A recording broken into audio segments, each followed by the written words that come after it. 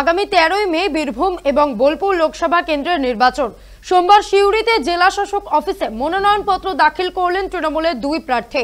বোলপুর লোকসভা কেন্দ্র থেকে মনোনয়নপত্র দাখিল করলেন অসিত মাল এবং বীরভূম লোকসভা কেন্দ্র থেকে মনোনয়নপত্র দাখিল করলেন শতাব্দী রায়। সিউড়ি জেলা পার্টি অফিস থেকে কর্মী সমর্থকেরা মিছিল করে জেলা শাসকের দফতরে আসেন। মনোনয়নপত্র দাখিল করার সময় উপস্থিত ছিলেন রাজ্যের মন্ত্রী চন্দ্রনাথ সিনহা এবং রাজ্যসভার ডেপুটি স্পিকার আশিস ব্যানার্জি সহ অন্যান্য বিধায়কেরা।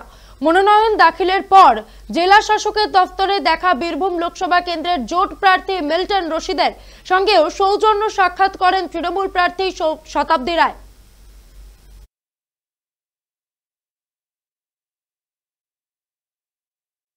এখনো বলি এবং এটা আমি গর্বের সঙ্গে বলি। অনেকে বলে 15 বছর এমপি রাজনীতির লোক নই।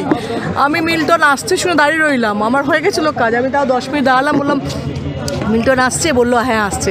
আমি বললাম মিল্টন তোমাদের দাঁড়িয়েছিলাম, আমি ওয়েট করলাম এবং ওর সঙ্গে আগেও আমার আলাপ আছে না, আগেও আমার পরিচয় আছে।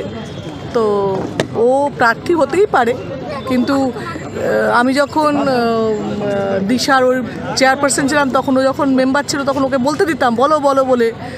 তো সম্পর্কটা তো নিশ্চয়ই আগে। নির্বাচন ঘোষণা হওয়ার আগে এবং পরে এখনও পর্যন্ত বুঝতে পারলাম না যে লড়াইয়ে কেউ আছে বা লড়াইয়ের ময়দানে কেউ আছে, এখনও বোঝা যায়নি। আরও মাসখানেকের কাছাকাছি সময় আছে। লড়াইয়ের ময়দানে যদি কেউ থাকে তখন জানতে পারবে সাধারণ মানুষ। সিপিএম না বিজেপি? কাউকে দেখলাম না।